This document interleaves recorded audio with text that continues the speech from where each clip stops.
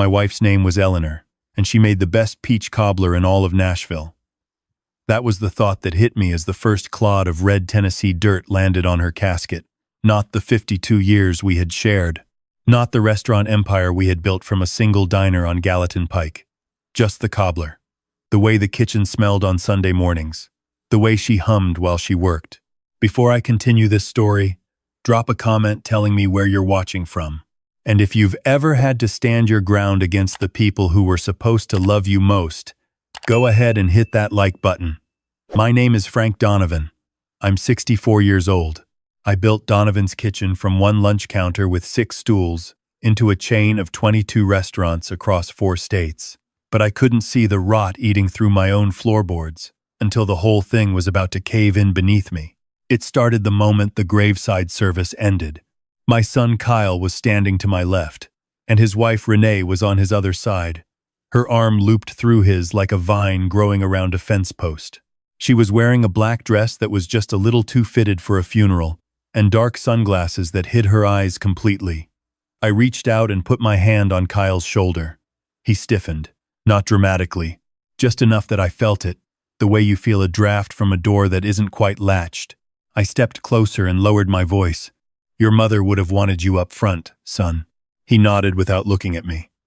I know, Dad.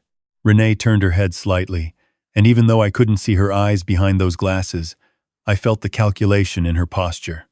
Then she leaned toward Kyle and whispered something I wasn't meant to hear, but I heard it. You spend 30 years managing a busy kitchen floor. You learn to pick up conversations over noise.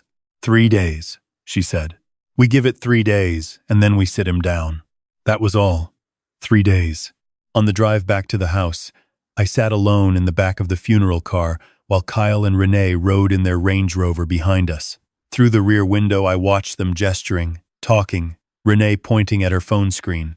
My wife of 52 years was barely in the ground, and they were already running the numbers. The house filled up by 4 o'clock. Neighbors, old friends from church, people I hadn't seen in years. There were trays of food on every surface because that is what people do in the South when someone dies. They feed you, as if grief is a thing you can cure with enough casserole. I moved through the rooms, shaking hands and accepting hugs, and somewhere around the second hour, I noticed something was wrong. The photograph wall in the hallway was different. Eleanor had spent years arranging that wall. It was a timeline of our family. The diner on opening day, 1979. Our wedding photo, Kyle at his Little League championship. The 2 of us on the Smoky Mountains the summer we turned 40. I stood in front of it and felt something cold move through me. 3 of the photographs had been replaced. The gaps were now filled with framed architectural renderings, sleek modern restaurant concepts with the Donovan's Kitchen logo redesigned into something I didn't recognize. I heard Renee's voice before I saw her. She was standing with a group of men I didn't know. Men in suits that didn't belong to any of my regular people. The rebrand rolls out in Q2, she was saying. Once the operational transition is complete, the flagship location becomes the prototype. We're talking a full pivot, farm to table, elevated price point. The current demographic is aging out. Aging out. That was the term she used for my customers. People who had eaten Eleanor's pot roast every Thursday for 20 years. Aging out. One of the men in suits glanced across the room and caught me looking. He nodded politely and looked away. I went to find my grandson. Lily was in the back sunroom, the one Eleanor had filled with houseplants and afternoon light. She was 5 years old, small for her age, with a serious expression she wore like a hat. She was sitting on the braided rug, coloring in a book. When she heard me come in, she looked up and her face changed completely, the seriousness dissolving into a grin that was missing one front tooth. Papa Frank, she said, the name she had given me all on her own when she first learned to talk. I sat down on the floor beside her, which took more effort than I would have liked to admit, and she immediately climbed into my lap and pressed her coloring book against my chest to show me what she'd made. That's you, she said, pointing at a figure with white hair and enormous shoes. That's very accurate, I told her. She laughed and leaned back against me, and I held her there in the quiet of the sunroom away from the suits and the renderings and the whispered timelines. Eleanor had loved this child completely and without condition, and so did I. I heard the door open behind me. There you are, Renee's voice. She stepped into the sunroom and looked at us on the floor with an expression I can only describe as inconvenienced. Lily needs to eat dinner. Come on, sweetheart. Lily looked up at me. I gave her a small nod and helped her to her feet. She was fine, I said pleasantly. We were just sitting together. She needs a routine, Frank. Renee took Lily's hand without looking at her. Especially right now. All this disruption isn't good for her. She led Lily out of the room without another word. I sat on the floor for a moment longer. The word disruption bounced around in my head. That was what Eleanor's death was to her. Disruption. 3 days passed the way those days always do, thick and slow and full of casserole containers that needed to be returned. On the morning of the 4th day, I came downstairs to find Kyle and Renee already seated at the kitchen table with a manila folder between them. There was no coffee made. There was a glass of something green and unpleasant sitting in front of my place at the table. We need to talk, Kyle said. I sat down. I did not touch the green drink. Dad, we've been thinking. He glanced at Renee. She gave him the kind of look a coach gives a quarterback from the sideline. The company is at a crossroads. The market is shifting. We need to act fast or we lose ground. And honestly, the board is nervous. They need to see decisive leadership. They need to see me, I said. Kyle exhaled slowly. Dad, you just lost Mom. I'm aware. You are not in a position to be making major decisions right now. Renee placed both palms flat on the table. She had very smooth hands and very sharp rings. We are not trying to be cruel. We are trying to protect you. The strain of running 22 locations while grieving could be genuinely dangerous for a man your age. We looked into it. There's a wellness retreat in Sedona. Beautiful place. All the support you'd need.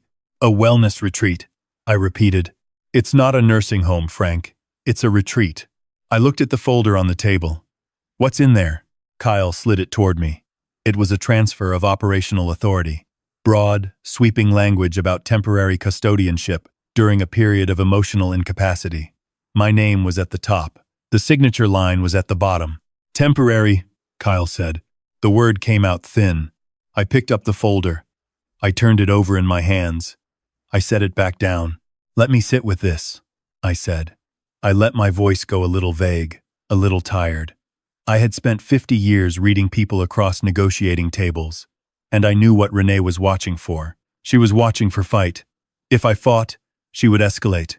If I seemed to fold, she would relax. I let my shoulders drop. I rubbed my eyes.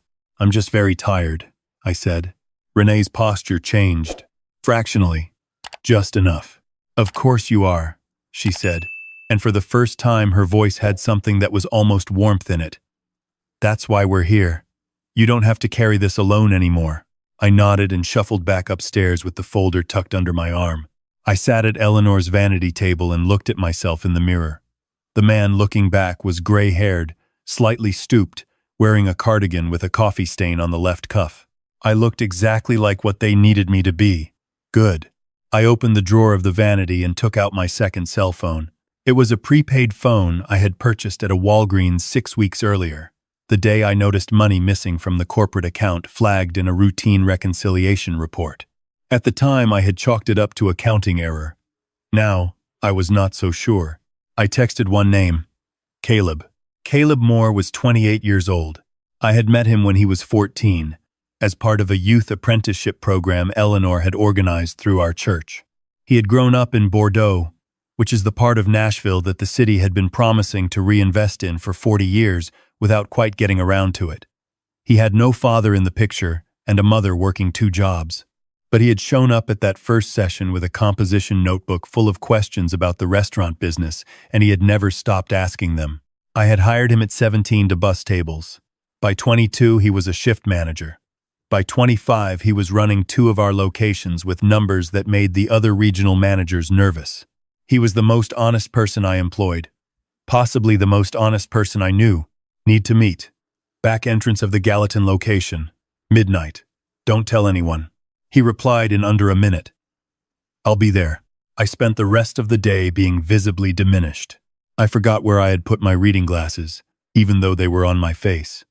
I called Kyle by his father's name once, watching Renee register it with quiet satisfaction. I asked whether Eleanor had called because I thought I heard her in the kitchen. That one landed exactly as intended. Kyle flinched. Renee did not. At dinner, Lily climbed into the chair beside me and pushed her green beans toward my plate without comment. I pushed 2 of mine onto hers. We had an arrangement. Lily.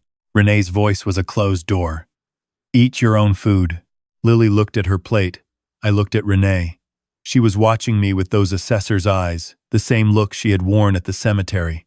I smiled at her and made it go all the way to confused and harmless. After dinner, I went to bed at 8:30. I lay in the dark and listened to the house. At 9:15, I heard Kyle and Renee moving through the hallway, talking in the low, urgent tones of people with a deadline. At 10, I heard the television come on in their room.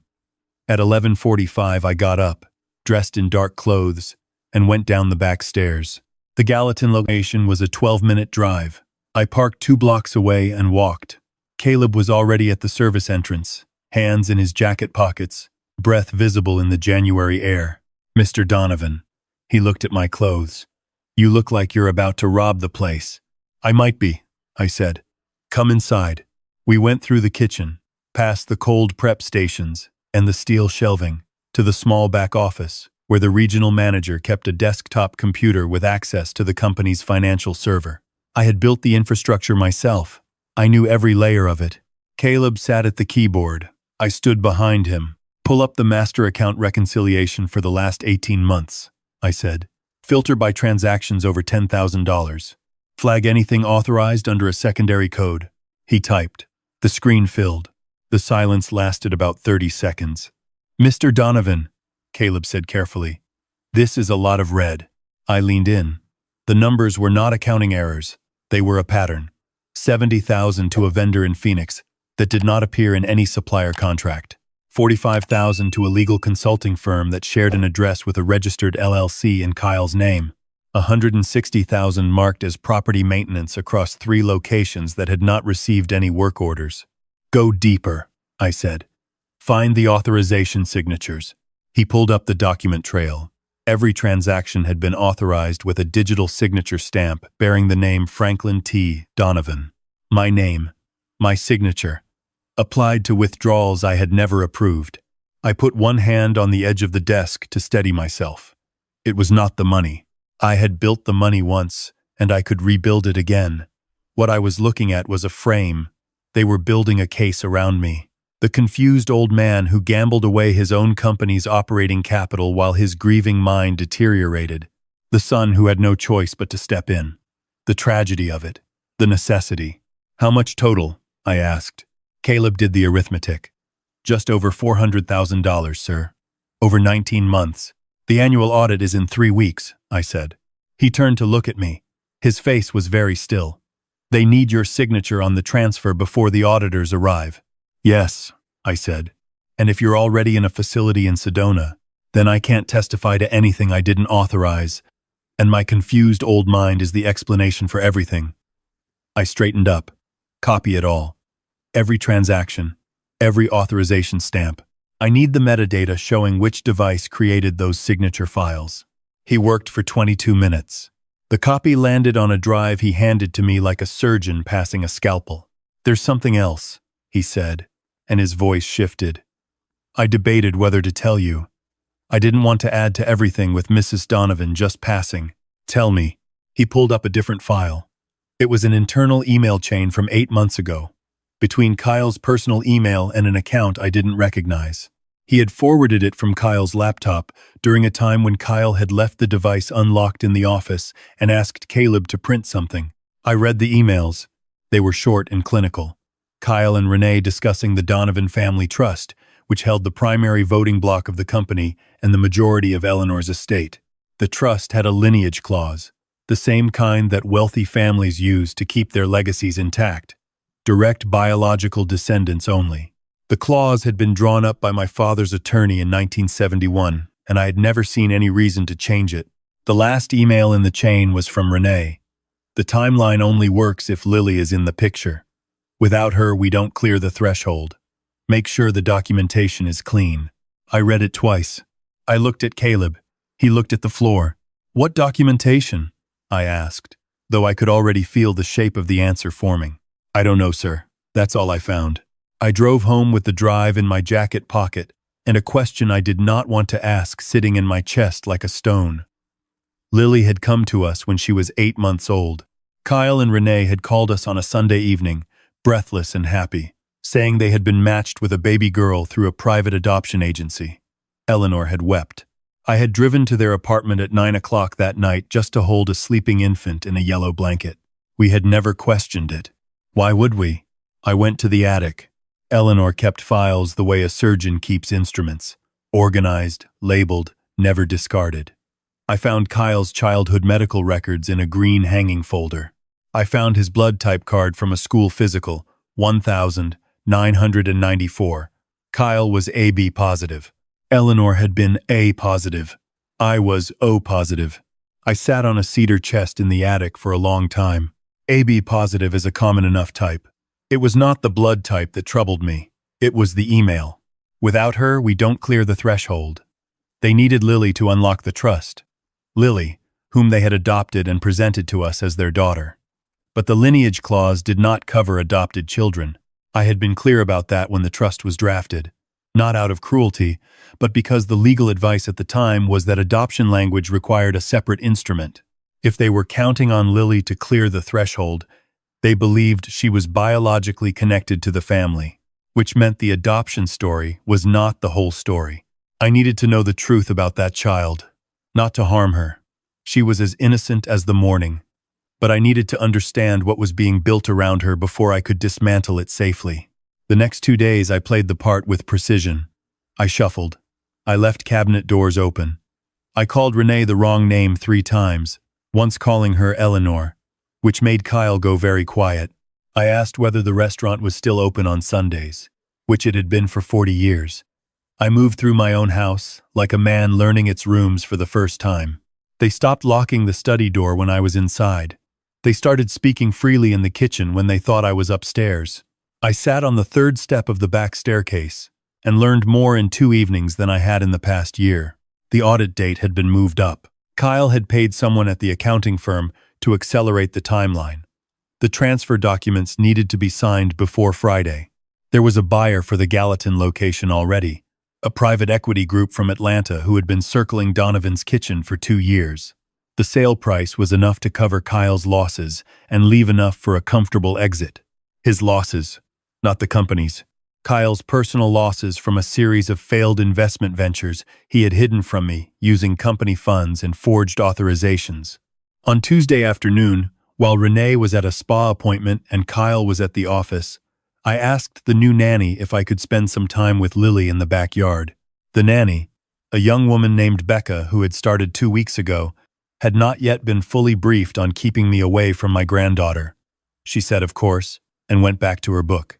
Lily and I sat on the back porch steps. She was telling me about a dream she'd had involving a talking horse and a broken trampoline. I listened and laughed in the right places and gently worked a few loose hairs from the shoulder of her coat, pressing them into a folded piece of wax paper in my coat pocket. 2 hours later, I handed the wax paper to Caleb in the parking lot of a Kroger on Nolensville Pike.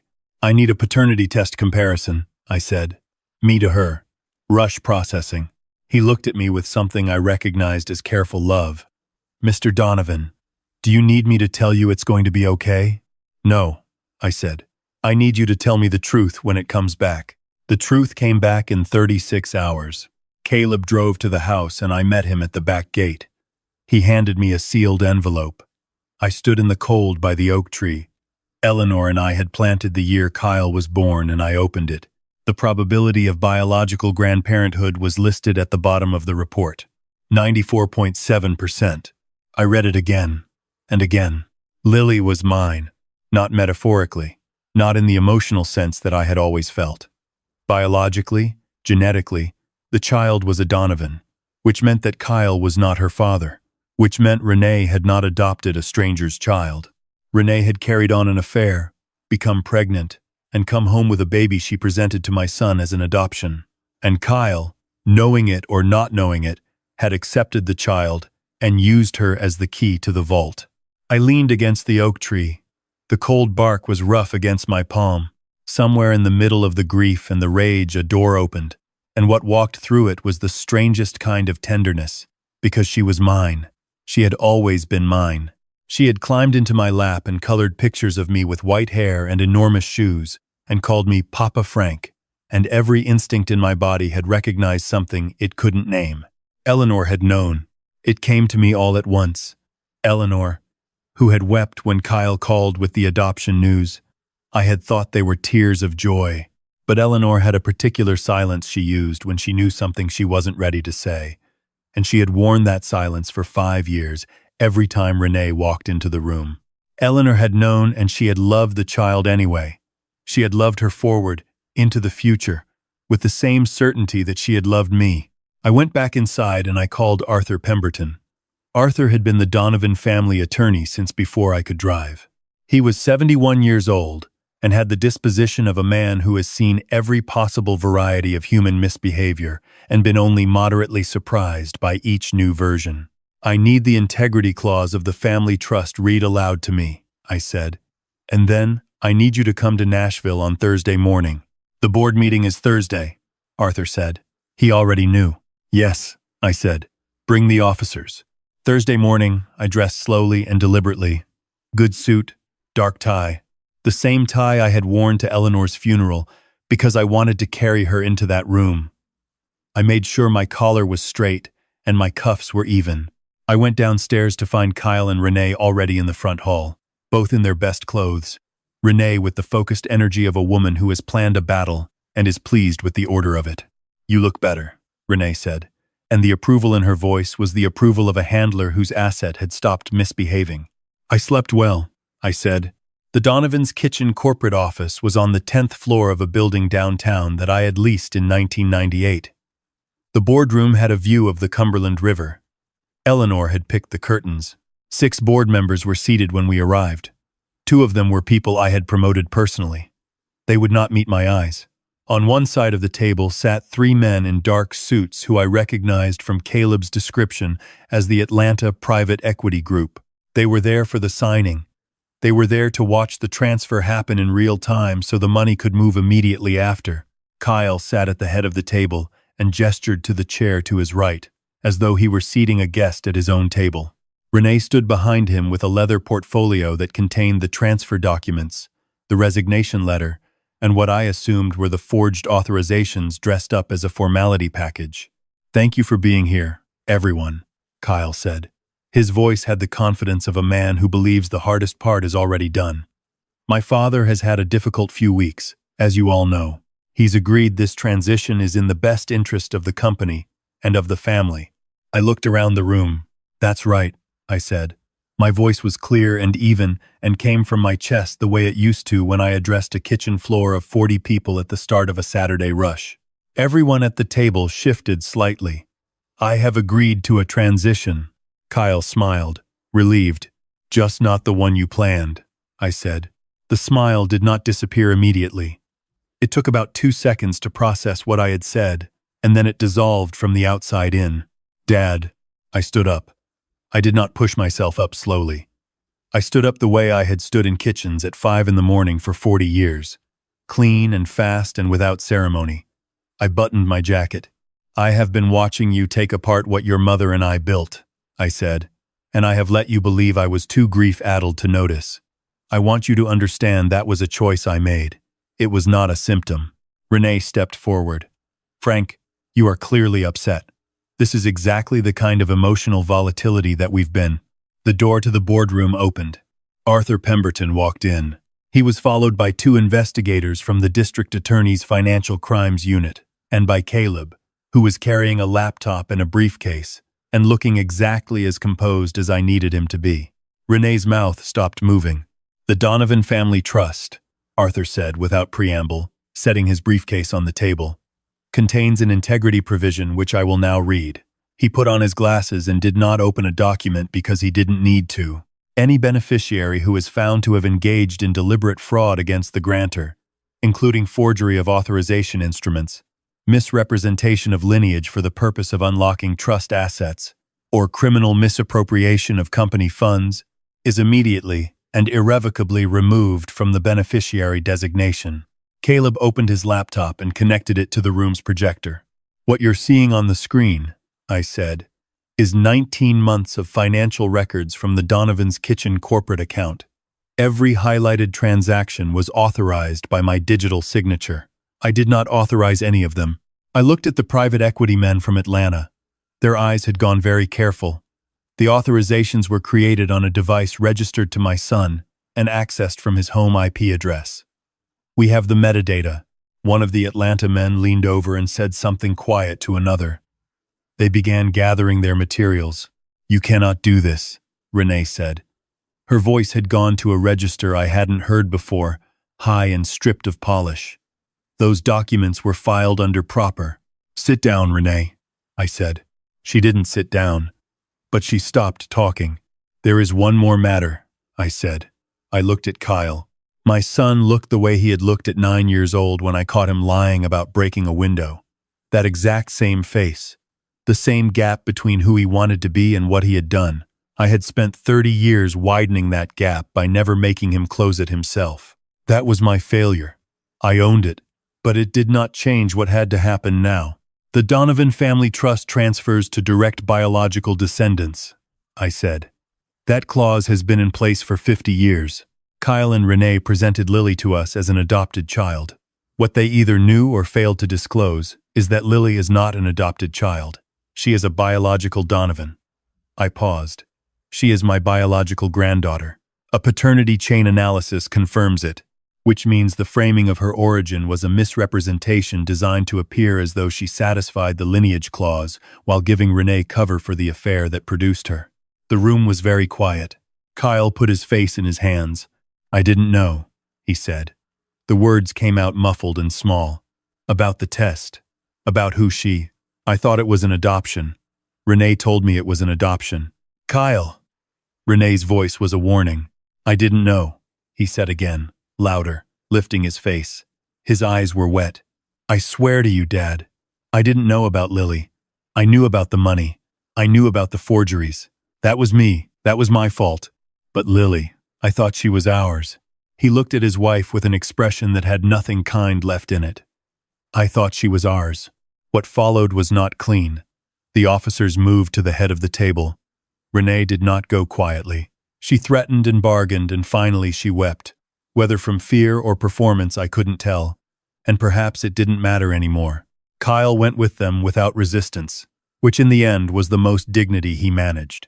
I stood at the window and watched the river. Arthur came and stood beside me. He didn't say anything. That was one of the things I had always valued about him. After a while, I turned back to the table. The board members were still there, sitting very still, waiting.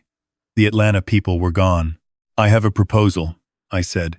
I walked to where Caleb was standing near the projector, still holding his laptop, looking like he wasn't sure whether to stay or go. Most of you know Caleb Moore as our regional manager for the South Nashville corridor. What you may not know is that under his management, those 2 locations have led the entire chain in customer retention and staff tenure for 3 consecutive years. I put a hand on his shoulder. He was young enough to be surprised by it. Caleb came up through this company the right way. He came up through the work. I am appointing him as Chief Operating Officer effective today, with the board's support, and I will serve as chairman while we stabilize. I looked around the table. If anyone has an objection, now is the time. George Whitfield, who had been on the board since 2004, and who I had once watched argue for 45 minutes about the merits of changing the font on our takeout bags, folded his hands and said, "No objection from me, Frank."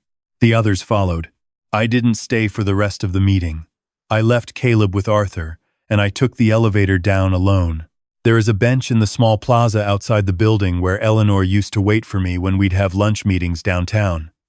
It's nothing special, just a wooden bench with a planter of boxwoods next to it. But she liked the way the light came through the buildings in the afternoon, and she liked to watch the people go by. I sat down on that bench and I stayed there for a while. My phone rang. It was Becca, the nanny. "Mr. Donovan, I'm sorry to bother you. Lily is asking where you are." I looked at my watch. It was noon. "Tell her I'm coming home," I said. "Tell her Papa Frank is bringing lunch." I stopped at the Gallatin location on the way. Our oldest, our original. I walked through the front door, and the hostess recognized me and started to say something sympathetic about Eleanor, and I held up a hand, not unkindly, and asked for 2 orders of chicken and dumplings to go. I sat at the counter while I waited, on one of the 6 stools that had been there since 1979, and I looked at the photographs Eleanor had insisted on hanging along the back wall. Every location opening, every community event, every staff Christmas party going back 30 years. The restaurant smelled like Sunday mornings. It smelled like her.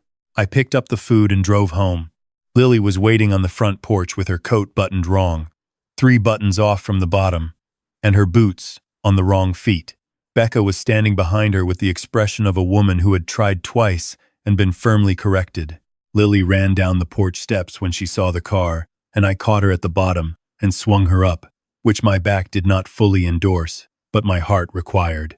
Papa Frank brought food, she announced to no one in particular. Papa Frank did, I said.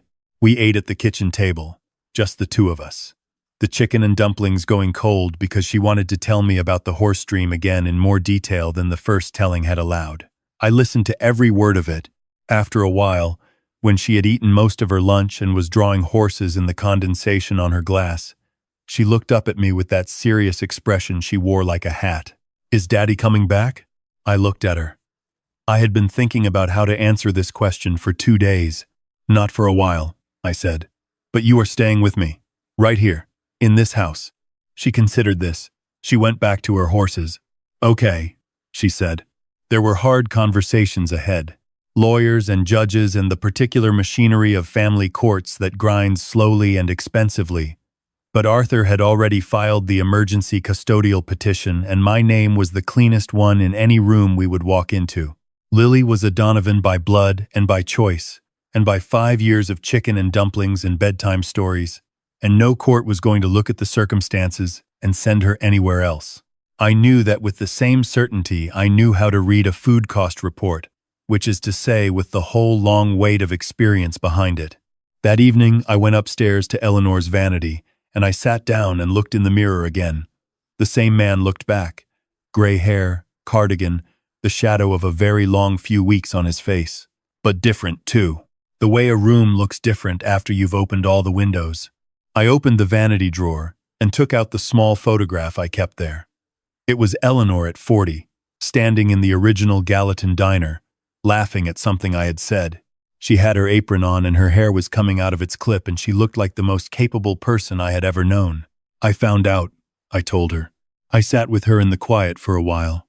Then I heard Lily in the hallway, her uneven footsteps, one boot still on the wrong foot by the sound of it, and her voice saying, Papa Frank, Becca says I have to have a bath, but I don't think that's right. I put the photograph back in the drawer. I went to the door. Becca is correct, I said. That is the law. Lily put her hands on her hips in a posture of magnificent indignation that was, I now understood, entirely mine. That is a bad law, she said. I smiled. It was the first real smile I'd had in what felt like a very long time. Come on, I said, holding out my hand. I'll negotiate the terms. She took my hand, and we went down the hallway together. The old man and the little girl who had his eyes and didn't know it yet. I would tell her when she was older. I would tell her everything, in the right order, in the right language for each year she was ready to hear it. I would tell her about Eleanor and the cobbler and the diner on Gallatin Pike and the bench downtown where the light comes through in the afternoon. I would tell her that family is not always where you expect to find it. Sometimes it is waiting in a yellow blanket on a Sunday evening, already yours before you know it. And sometimes you have to lose the thing you thought was your legacy before you can see what the real one was all along. If you were in my position, would you have done the same? Would you have waited, or would you have confronted them sooner? Let me know in the comments below. And if this story moved you, if you believe that loyalty is worth more than any contract or bloodline, please hit that like button and subscribe to Voice of Papa for more stories like this one. I will see you in the next one.